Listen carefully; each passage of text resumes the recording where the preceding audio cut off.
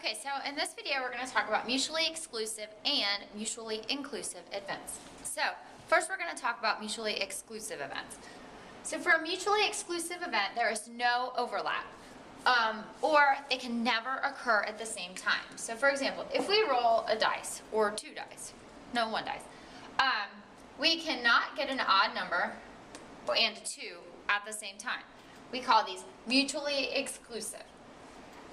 So let's look at some calculating. The probability of getting an odd number is 1/2. The probability of getting a 2 is 1/6. So what's the probability of getting an odd number or 2? We would say 1/2 plus 1/6, or it's 2/3. These, again, are mutually exclusive because they cannot occur at the same time. Now, what's the probability of getting an odd number and a 2? Well, you can't get an odd number and a 2. So in that case, the probability is going to be 0. And the probability of getting two mutually exclusive events at the same time is always going to be 0 because you cannot get them at the same time. So let's talk about mutually inclusive events. There is some overlap right here. It is possible to happen at the same time. So let's say, again, we're rolling a dice and we want to get an odd number and a number that's less than 4. So if we get an odd number, we're going to have 1, 3, and 5. For it to be less than 4, we're going to have 1, 2, and 3. So there is some overlap in right here. So we would write them up here, 1 and 3. And then out here, we know that 5 would fall under here, and over here we would just have this 3.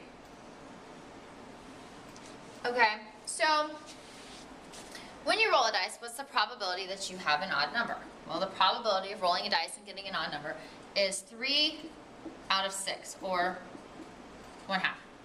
What's the probability that it's less than 4? Well, there's 3 numbers less than 4. So again, 3 out of 6, or 1/2. Both of these, it's 50%. Well, what's the probability that it's odd and less than 4? Well, we have 3, 2, 1. Odd or less than 4. So less than 4, we've got 1, 1, and 3. So less than 4 is only going to be 2 out of 6, right? So for it to be odd, or no, odd or less than 4. So 1, 2, 3. That leaves us with 3, 6, because we only want numbers that are less than 4. So it's still half. Because in this case, we include everything that's odd and everything that's less than 4.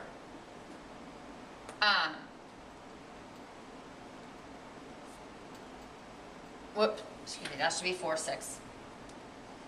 Because for it to be odd, 1, 2, 1, 3, and 5, and less than 4, 1 and 2, that gives us 4, 6. All right, so then let's say we want to figure out the probability of this mutually exclusive or inclusive event. So in this case, if you look, we have a little bit of overlap. So we'd be counting this twice. So we want to figure out the probability of it being odd, 1/2, plus the probability of being less than 4, which is also 1/2. Then we're going to subtract the probability of it being odd and less than 4. Well, for it to be odd and less than 4, it's not 4, 6, it's only 3, 6, because this 5 would go out. Or no, it's 2, 6. 2, 6 make it odd and less than 4. So when we do the subtraction part, we take out the part that overlaps. So when I add this, I'm going to get 1/2 and 1/2. That just gives you 1. So 1 minus 2, 6 leaves you with 4, 6, or 2/3. So our formula for a mutually inclusive event is the P of A plus the P of B minus the P of A and B. Because this is what gets rid of your overlap. And you can actually use this same formula when you're dealing with mutually exclusive events, because this part would be 0, because you can't have mutually exclusive events occurring at the same time.